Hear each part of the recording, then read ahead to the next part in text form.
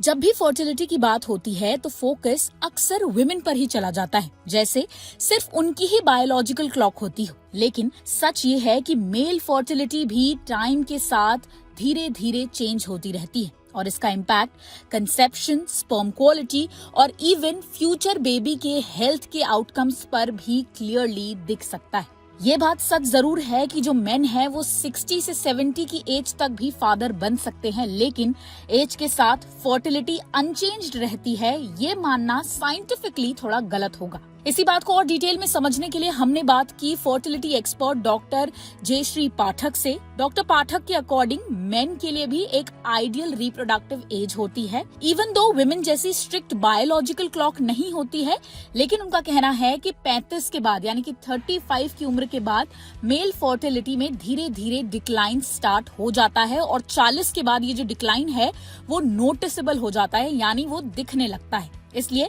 Best window generally 35 से पहले या मैक्सिमम 40 तक कंसिडर की जाती है। एज बढ़ने के साथ स्पर्म पैरामीटर्स पर डायरेक्ट इफेक्ट पड़ता है, मतलब स्पर्म का काउंट, उसका शेप यानी कि मॉर्फोलॉजी और उसका मूवमेंट यानी कि मोटिलिटी ग्रेजुअली वीक होने लगते हैं। इस वजह से नेचुरल कंसेप्शन में टाइम ज्यादा लग सकता है और कभी कभी कपल्स को असिस्टेड ट्रीटमेंट्स जैसे कि IVF की भी जरूरत यहाँ पर पड़ सकती है। डॉक्टर ये भी बताते हैं कि सिर्फ एज ही फैक्टर नहीं होता, लाइफस्टाइल और हेल्थ कंडीशंस भी काफी ज्यादा इम्पैक्ट करते हैं। डायबिटीज, हाइपरटेंशन या ओबेसिटी जैसे इश्यूज आने के बाद फर्टिलिटी और भी ज्यादा अफेक्ट हो सकती है। एक इम्पोर्टेंट टेस्ट जो आजकल होता है वो है DFI यानी कि DNA फ्रेगमेंटेशन इंडेक्स, जो स्पर्म के DNA डैमेज को मेजर करता है और ये डैमेज 35 के बाद ज्यादा इंक्रीज होता है। 40 के बाद जो सिचुएशन है वो थोड़ी और कॉम्प्लेक्स हो जाती है। इस एज ग्रुप में स्पर्म क्वालिटी ही नहीं बल्कि इरेक्टाइल फंक्शन और ओवरऑल रिप्रोडक्टिव हेल्थ भी इम्पैक्ट हो सकती है। एक्सपर्ट्स ये भी ऑब्जर्व करते हैं कि एडवांस पैटर्नल एज के केसेस में जेनेटिक रिस्क थोड़े इंक्रीज हो सकते हैं और कुछ स्टडीज ऑटिज्म जैसे डेवलपमेंटल रिस्क से भी एसोसिएशन सजेस्ट करती हैं। सिंपल लैंग्वेज में समझें तो मेन के पास फर्टिलिटी का कोई हार्ड स्टॉप नहीं होता, लेकिन ग्रेजुअली डिक्लाइन जरूर होता है और जैसे जैसे एज बढ़ती है कंसेप्शन इजी से चैलेंजिंग हो सकता है। इसलिए